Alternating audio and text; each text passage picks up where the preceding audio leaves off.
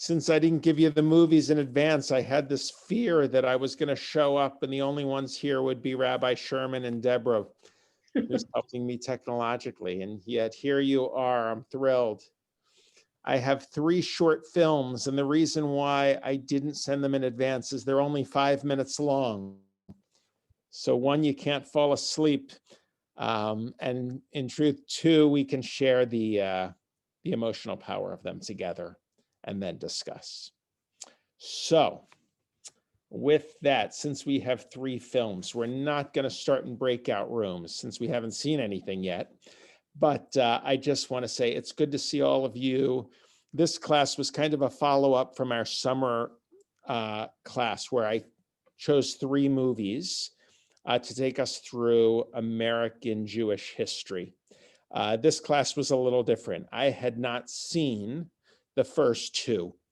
So someone said to me, why did you choose those movies? And I can only say I had never seen them in the past. The reason why we watched them is I love the Jewish Film Festival. And they were 2 films that were in the Jewish Film Festival, but I didn't have access to them in advance. So I'm glad we got to share them together and watch them. They were the only 2 films I was able to see in the Jewish Film Festival, but it sounds like some of you were able to see more than 2. So I think that's wonderful. I am terribly jealous. And at a quieter time, when the film festival releases them again, I'll make sure to watch more than those 2. It's different than this evening. These shorts are movies that I've enjoyed and wanted to share with you. So there are 3, going from the serious to the mundane. So I want to start with a 5-minute movie. It's an Israeli film, and you'll see why in many ways it's very Israeli. And so with any luck, Deborah, there used to be a sportscaster in New York that loved to say to the videotape, but it's not videotape, to the YouTube video. Here we go.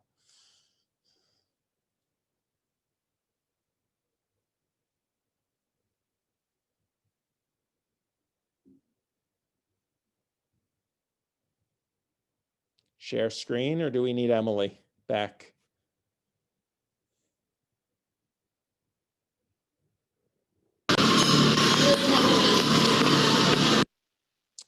Just got to go back. Yeah, but to bring it right back to the beginning. There we go. Perfect. Lost and found, everybody. Now I'm going to be quiet.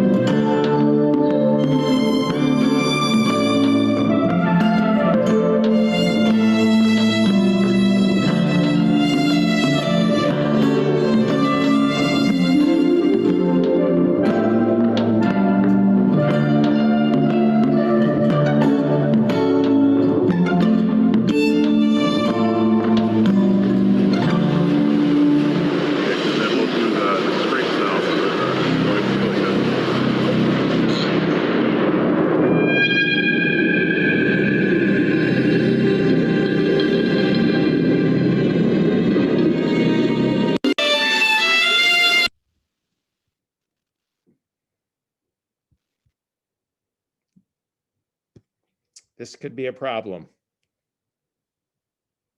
I was told it was working earlier today, and it's very choppy.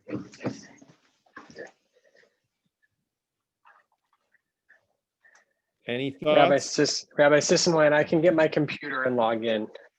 That would be great, unless you want to call Emily, who was on the call earlier, who said it was working. Give me 2 minutes. Great. Thank God. So this is a film called Lost and Found. It was choppy. So when our tech folks watched it this afternoon, they said it was fine.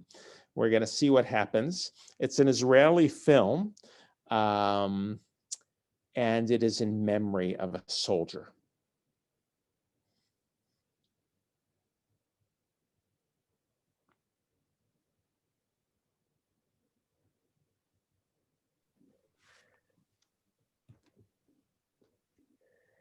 Deborah, if you can, I'm going to log in a second. If you could just make me a co-host when I log back in, that would be great.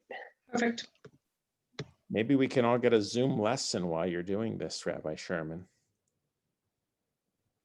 What are you doing differently? I'm so curious. He's off and coming back in just a sec.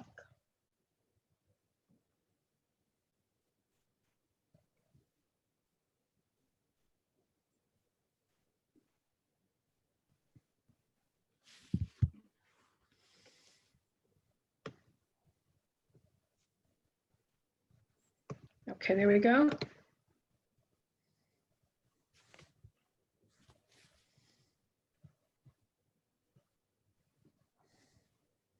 I was once at a Broadway show and the whole set that was electronics just stopped, and they had to stop the whole show for about 15 minutes.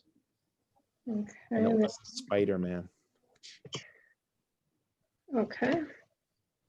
All right, Rabbi, you ready? What happens? Do you want me to start it over since it's only a minute and a half? Sure. Why would yours be any different? I'm just curious. Or it may not be. It may not be, but We're it's gonna worth a shot. find out. Okay, here we go. I'm praying. It is. It's because he has a better internet connection.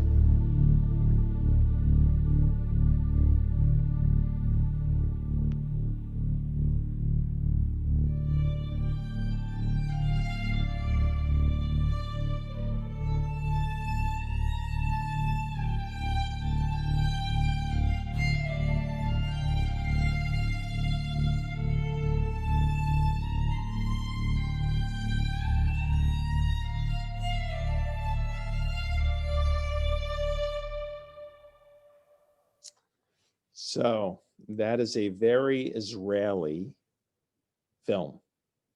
5 minutes. Thoughts? I have something personal to share. When my grandmother died 6 years ago, she said to my mother, look for the red balloon. So before she was incurred, there was this red balloon in wherever we went. So it just reminded me of her. Yeah, thank you. You said it was an Israeli film, but it was Canada Books. He was reading the Toronto Mail. Why? I mean, what's the connection to that? Yeah. I was wondering if he was a lone soldier or anything like that. That's a good point. I don't know. I actually don't know. So let's step back a little bit first. So has anyone ever lost their child for a short amount of time? Yeah, Can you explain that emotion? we were. Hi. Oh, who's talking? Who is talking? Say your name Hi, first. Jerry. It's Jerry Goldberg. Jerry. We landed in Tampa Airport, and our son took a beeline. It looked like out of the plane, and we couldn't find him for almost an hour. Ooh. The airport, the panic that came in, and just throngs of people looking for him. What had ultimately happened, he went into the cockpit with the captain and was sitting in the chair, and we didn't know, but we try to retrace our steps. The panic that you feel when you lost a child in such a busy place is, I get nervous when I think about it to this day. Yeah. Exactly. I had that similar experience in a department store. Yeah. And when you mentioned today that feeling, I have it. Feeling of panic. The woman brought her back to me. I must have turned around to look at something that was, dresses or whatever it was. And all of a sudden she wasn't there. I'll never forget it. Yeah, that parental sense of panic is so deep. I experienced it once at a swimming pool at the JCC. We couldn't find my daughter, who was about 2, and I'm looking at the bottom of the pool, just looking for her. And it turned out that a dear friend, actually a Rabbi, Jonah Pesner, had taken her to the bathroom. And here he was helping. We had twins, and I'll never forget the fear that existed in my whole body, which I think they're able to convey really quickly with this in this animation through the darkness, felt by the father first, and then also felt by the child. Yeah. When he realizes, does anyone remember being a child and feeling lost? Because that can be scary as well.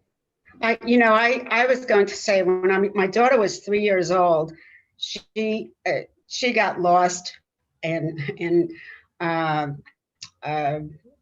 pharmacy in a mall, and I thought she was standing behind me at the desk.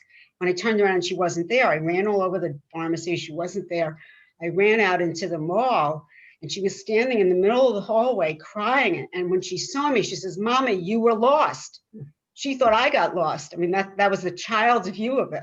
Yeah. And I'll never forget it. Yep. So the demon in this movie, when he's going up the escalator, it's actually the Israeli army. I don't know if you noticed that. It almost, from a Jewish perspective, would look like the Nazis or something, but they're wearing tzahal. They're wearing the badge of the Israeli army. And so we know at that point, the father's fear is that the army has taken his son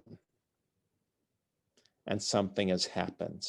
So a parental fear of losing a soldier, even when one is proud, there's a level of anger.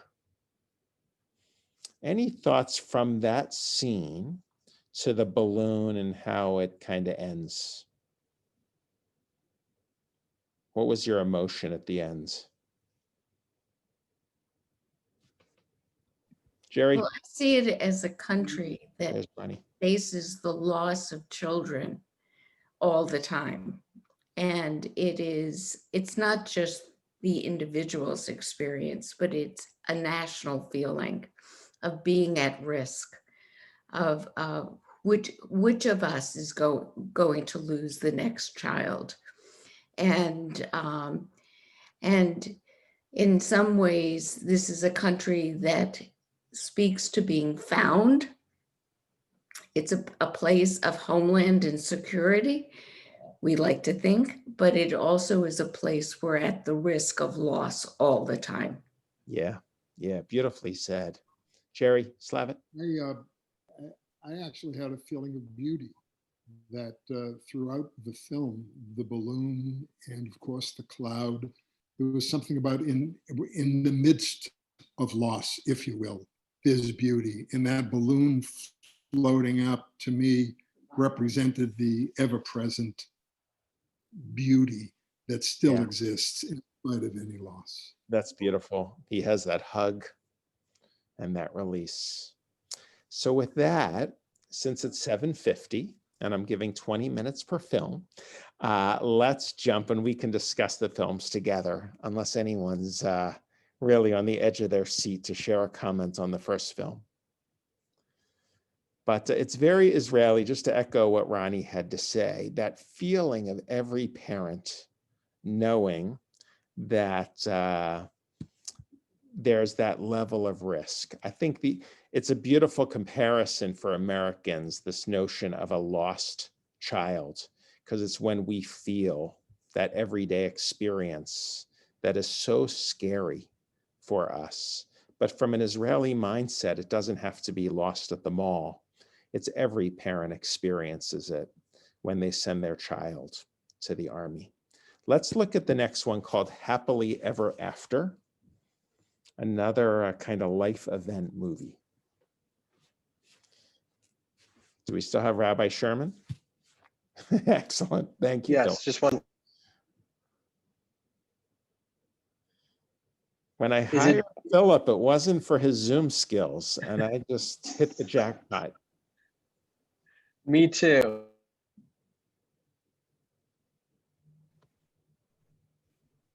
There we go.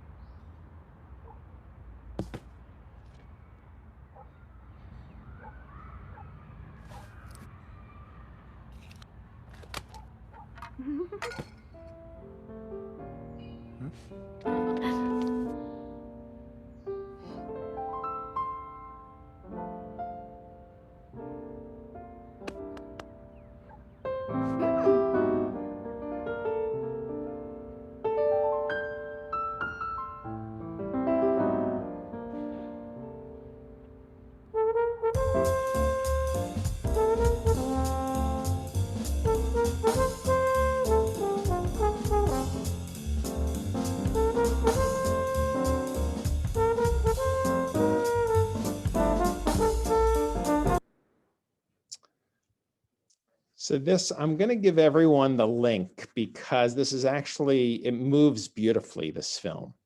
But for some reason, the technology this evening is breaking it up. But any comments, thoughts to this film called Happily Ever After?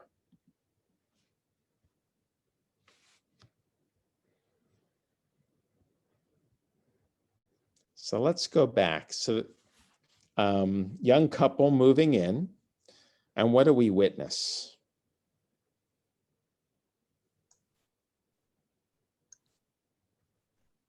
They're moving in before they get married. Life. Life. Whoever said that, the fullness of life. I'm Marlene? thinking Bliss. Say that again? Bliss. Bliss. Until the first child comes along. Things change drastically. It's a marionette. They're basically, they lost control of their lives. They're being pulled, and we know who pulls the strings. Right, but it turns out, if I understood it right, that was just really a vision of what it was going to be like. It reminded me a little bit of an occurrence at Owl Creek Bridge, if you're familiar with that, and that sort of everything was encapsulated in a vision for one moment. At least that's how I saw it. So and then really, you're right back at the end. You're right back at the beginning. Yeah. That's how I saw it. Yep. Yep. I wonder how old the author, the writer of that film was. Mm-hmm. I'll bet it was a young man Mm-hmm. or woman, because somebody that was 65 or 70, I don't think would write. How would they write it differently? Well, they'd show that life is not all bad. Everything terrible. There's a lot of good things that happen. The interesting thing is that even after he saw that vision, he smiled and went upstairs. That it was still worth it. Still, Yeah. that was the key to the Yeah. movie. You still I'm thinking that there was this song that Carly Simon once sang, "These are the things that dreams are made of." And it is about the day to day and the struggle and how to remind you that these are the things you dreamt of. And it's really how you integrate it in your life. And it's easy to struggle, but it's also important to remember those are the things that dreams are made of. Yeah. Nice. Nice. Also at the end, Yeah. I kind of got the feeling that perhaps things might go differently going forward because of this vision, and perhaps he'll cut himself and his wife and his kids some slack and perhaps make it better than the nightmare. Yeah, one certainly would hope. It also looked like the credits, there's a very sweet image of him throwing a baby very happily into the air. So it looked like there was a better ending when he had his kids. Yeah. I mean, look, in the image that he portrays, nothing's positive, pretty much. Nothing. Each stage. Other thoughts?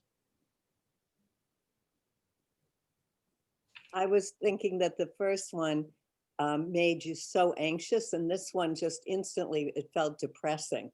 I mean, just it went down, down. It was so clearly, the first one was anxiety, this was depression. But there were certainly moments in this one, having young kids, that you could really relate to. And so I thought they were both great. Yeah. Even as a teenager. Yeah, Bobby.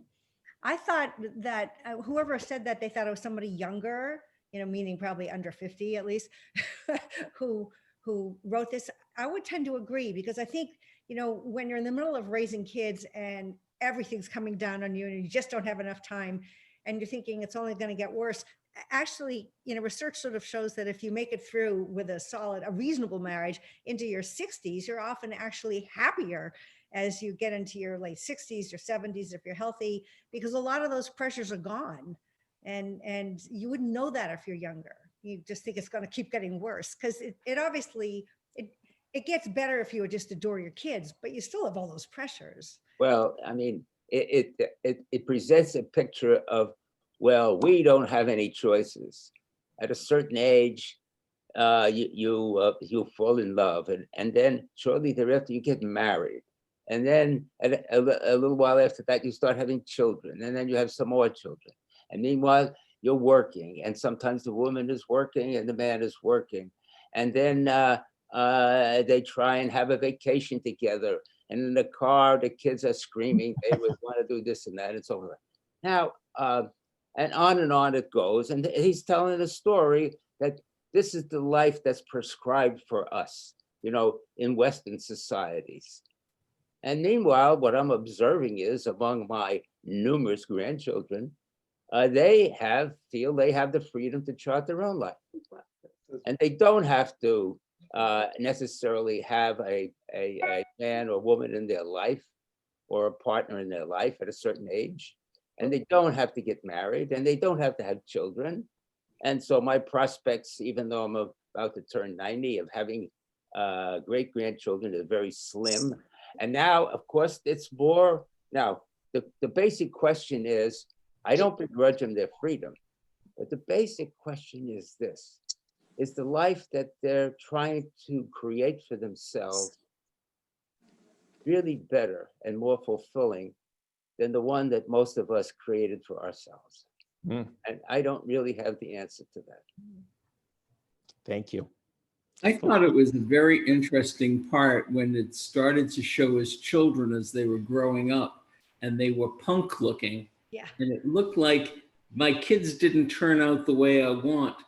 And then when he was sitting on the couch with his wife and they were pulling apart, it was like his life was just pulling apart, and his hair fell out and he just grew old, and it seemed to be alone rather than with her.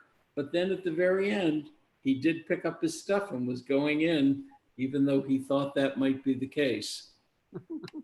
I actually thought he was getting awareness of how he doesn't want to live his life.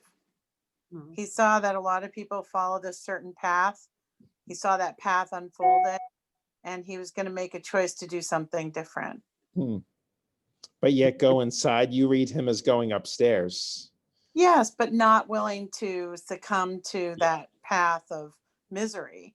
Yeah. And his decision to go upstairs, that the fact that everything spilled out of the box was a moment to give him pause to decide what to do and what not to do, and with whom he wanted to share the misery and the joys with. And it was her. Yeah, that's nice. Happily ever after. I saw a lot of joy and anticipation at the start, and then followed by all the worst case scenarios going as he looked forward. We lost you. Yeah. You got muted. Let's see. I'm not sure what happens. Can you unmute yourself? There we go. Yes. So I'm not sure how much you heard, but I mostly the point about it being bookended by the joy and anticipation of a positive future, whereas the middle part was all about the negatives. Yeah.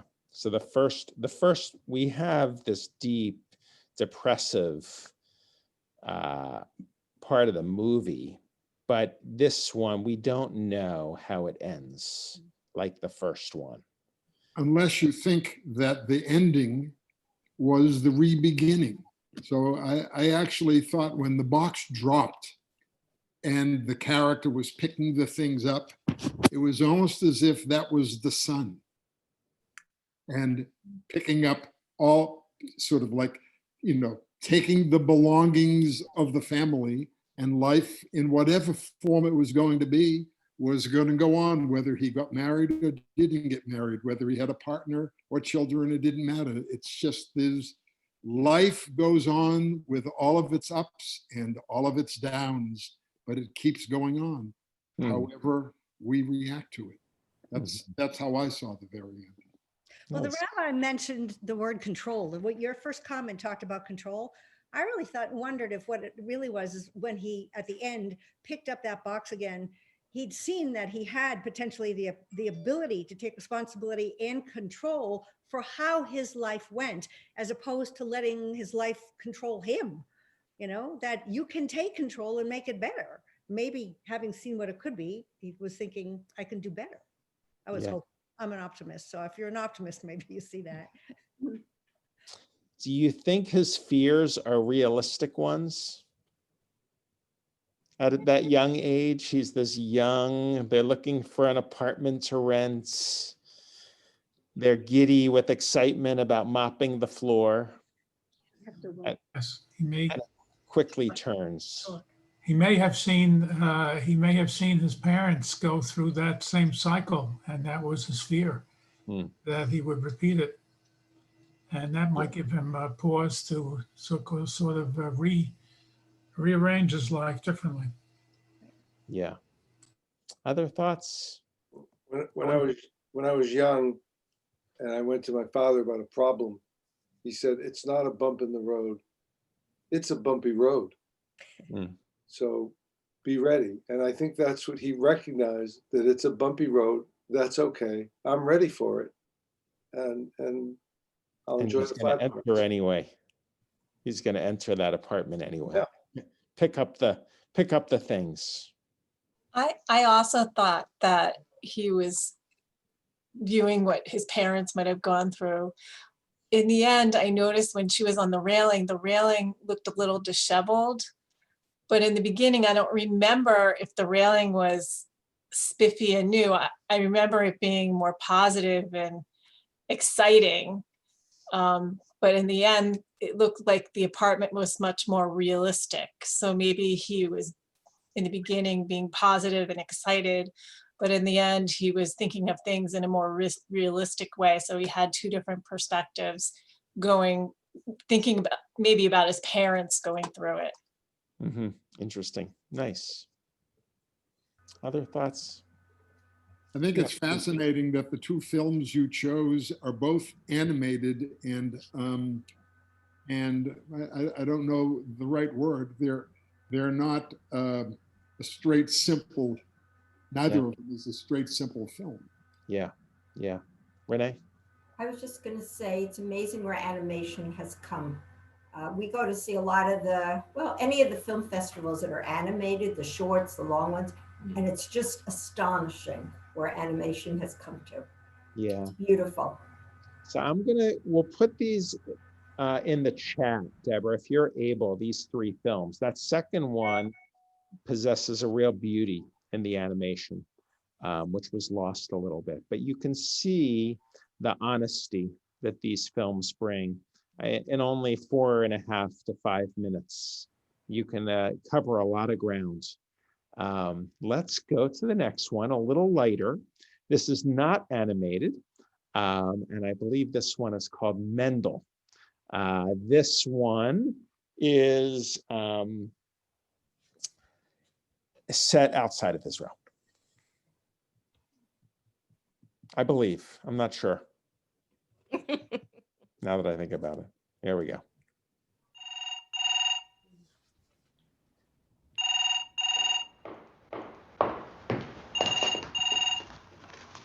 Hello, Mendel speaking. Ima, Shalom from Melbourne. How are you?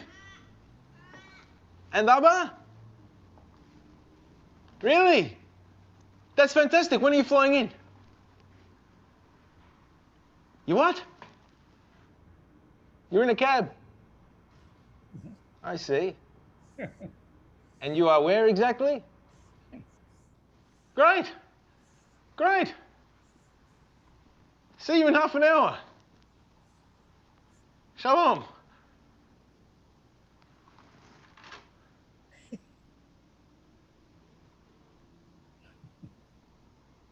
Oi.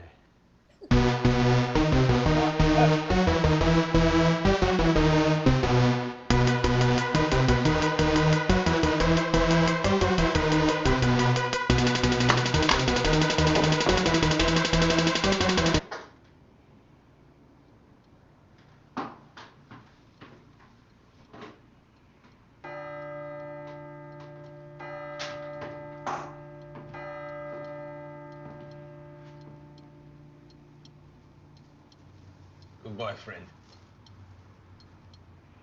We had some nice times together. You gotta go. You gotta go.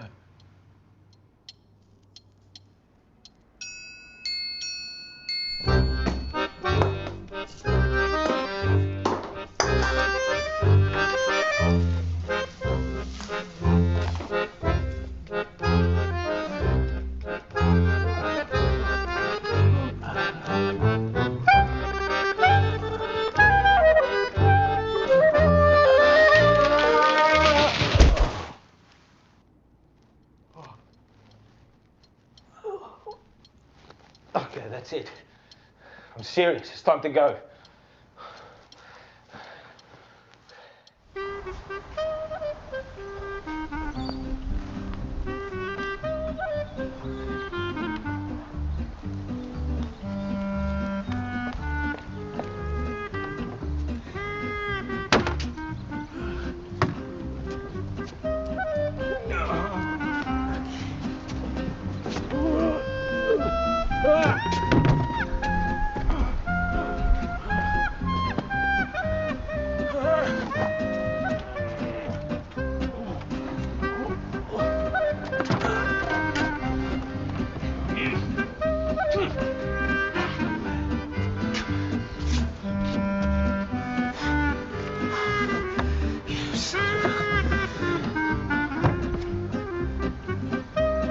Rabbi,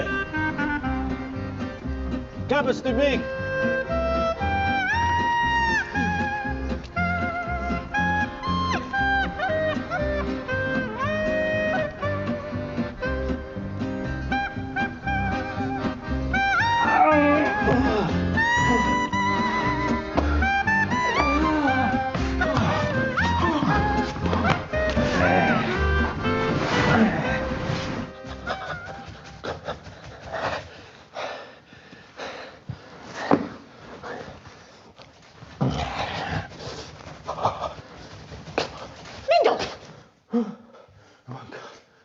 What are you doing?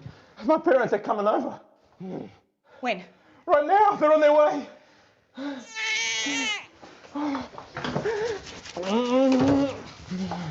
We have to get rid of it.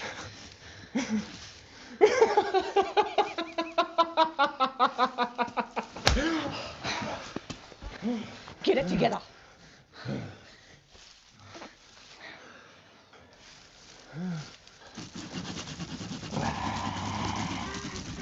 Oh, you're so high and mighty, huh?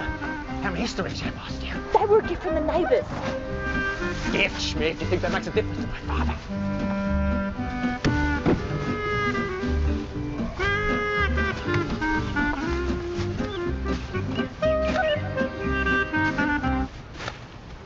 Rabbi?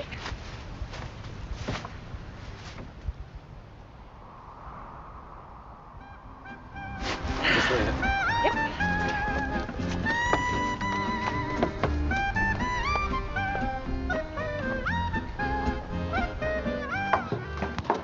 He knows. Don't be stupid. How could he?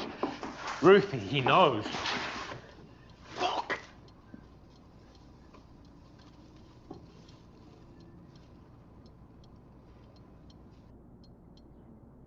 Shoot, Rabbi, shoot.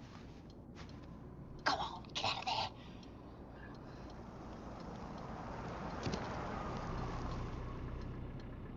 then? Bathroom. Go.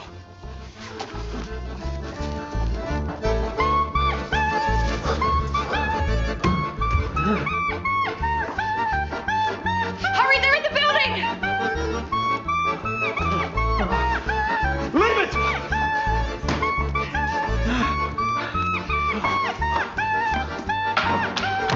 Needle check.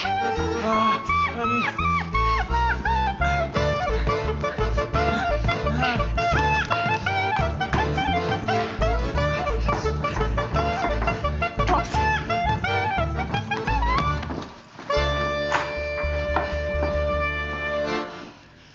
Are we good? We're good. Thanks.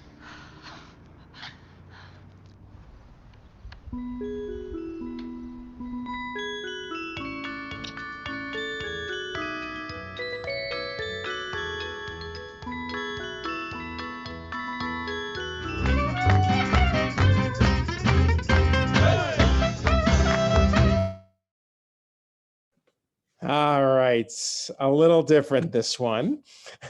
Once again, Deborah, do you have the 3 links? I'd love to put them in the chat. Once again, there's it was very choppy, but I think you get the sense of Mendel. So thoughts on Mendel's Christmas tree?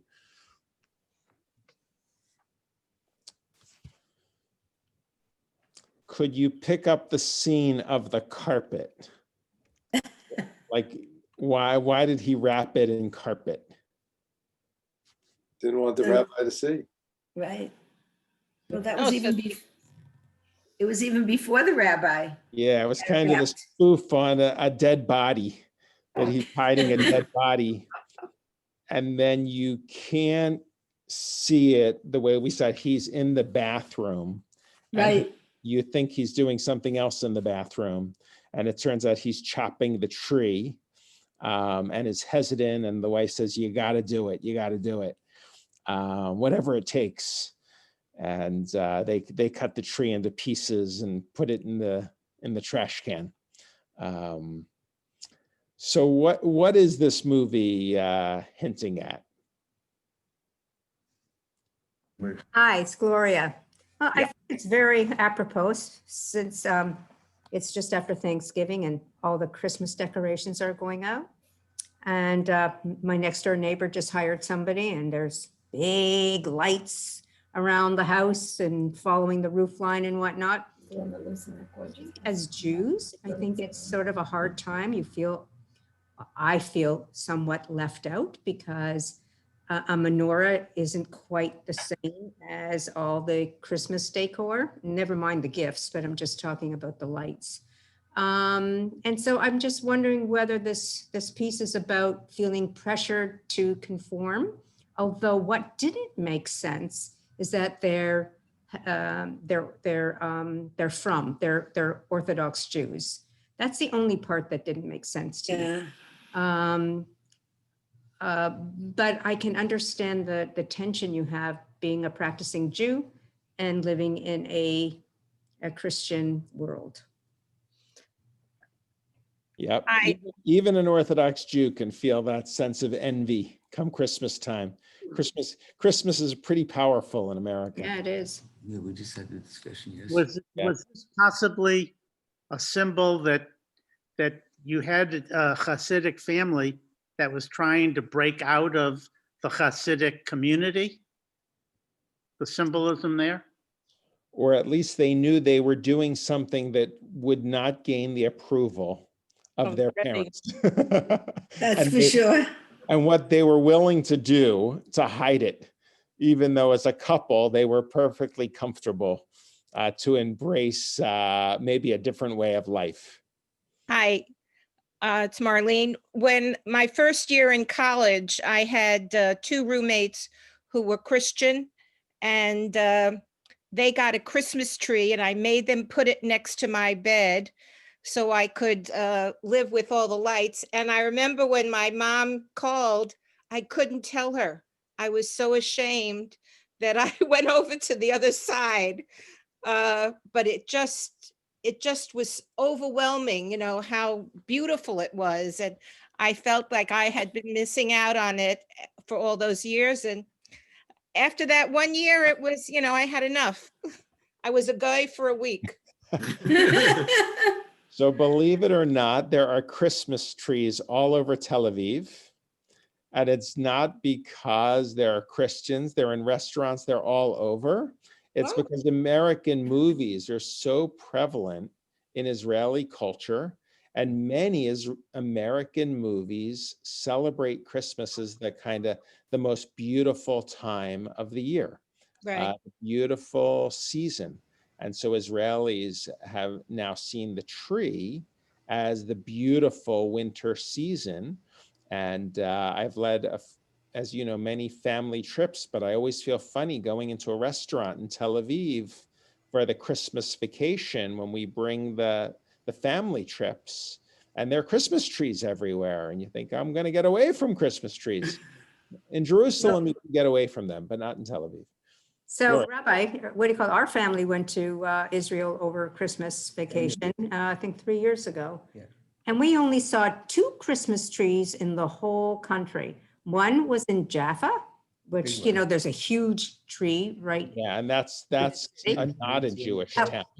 Pardon me? That is not a Jewish town. So most Right. No, of course not. Of course not. And then we saw one in a non-kosher restaurant. Yeah, the non-kosher restaurants, like upscale Tel Aviv, just wants to be very American European. Yeah, but we didn't see anything. And then, of course, No it was Christmas New Year's Eve, and nobody was out celebrating. We were at a wedding. Right, they don't celebrate New Year's Eve in No. Israel. No. But we had the pleasure of going as a family to Israel a few years ago over Hanukkah, and talk about lights and beauty and joy. I mean, it made our Christmas lights here look weak in comparison. And there was something so magnificent. Every single restaurant we went to, every hotel, everybody gathered would light the menorah together. And there was so much light, and it was so publicly displayed that in many ways, I've never thought of Hanukkah the same way as I did experiencing it in Israel. So there's something to be said for that. I also thought that the fact that he had Hava Nagila playing and put a Jewish star on top just showed that he was not observing it because of any Christianity beliefs, certainly not. He just enjoyed it. Yeah. And he accommodated himself to it. But he knew that his mother would not accept this. Yeah. I don't want to give the wrong impression. In Israel, Hanukkah is the holiday, and it is the holiday of lights. But it surprises me to see any Christmas trees in Israel at all. And yet even there, in a Jewish society, somehow Christian culture through the movies becomes powerful. But in the diaspora experience, like in which we live, and this movie does not need to be set in Israel. He does use the word Ima and Abba. The box has Hebrew, Israeli Hebrew on it. So it makes me think it was made in Israel, but probably by someone who grew up in the diaspora, because he also has a, I don't know if it's British or South African accent. British, yeah. British. It sounded like that, I think so. Yeah, so I have a feeling it's set in Israel, but it's a diaspora story. Yeah, Bob. Well, the mailbox said mail in English on it. Ah. Oh, it is, yeah. And in the very beginning, within the first 30 seconds, he says Melbourne. Right. Melbourne, Ah. Australia. Oh, so. That was it is. I'm giving Yeah, it. that is, yeah. And it was the bottom an line is Australian it's a diaspora story. I love the doorbell, the music. That was so That's funny. the punchline. Right. That's the punchline. It was great. I also see this sort of as a commentary on assimilation and acculturation and kind of the fear of the ultra-Orthodox, that if you make any accommodation to the society, you're going to go all the way over and you're going to get lost and you're going to become Christian, and that any dilution of what we do is a problem. Yeah. Yeah. I think it's very clever. It's got the cute punchline and the music. So 3 very brief films. Raise your hand if it was choppy for you. I'm wondering, based on Lisa's comment, actually oh, good. Lisa, you're right. She said it might be on my end, that my internet is poor. So that's really good to hear, because so I'm really glad you got to witness these films. They're all very different, but uniquely Jewish. It is 8:25. It's time to go. But I thank you for being a part of this. We'll continue some learning. Next month, we are going to have a couple of my friends from Israel teaching. Because they're Israelis teaching, the class is going to take place at 12 noon. So I hope some people can still join in the fun at 12 noon. Right now in Israel, it's 3:30 in the morning. So I didn't think that would be fair to friends teaching at 3:30 in the morning. But 7 p.m. allows us to learn with them. One is going to teach on Zionism and psychoanalysis. And one is a guide who works closely with the evangelical community. She's a Jewish Israeli guide, a dear friend. And I thought it'd be interesting to hear before Christmas what it's like to guide Israel for evangelicals, something we don't often consider because the evangelical community is a large part of the tourism industry in Israel. As you know, there are many more evangelicals than American Jews, many more. And so it's very interesting to know that the evangelical community feels close to Israel and witness the sites that they make pilgrimage to. So with that, I want to wish everyone a good week. Hopefully I'll see you on Shabbat. Hanukkah is soon approaching, and we'll be gathering each night for candle lighting and a program. So have a great night, everybody. Thank you. Thank you. Thank Thank you. Rabbi. Thank you. That was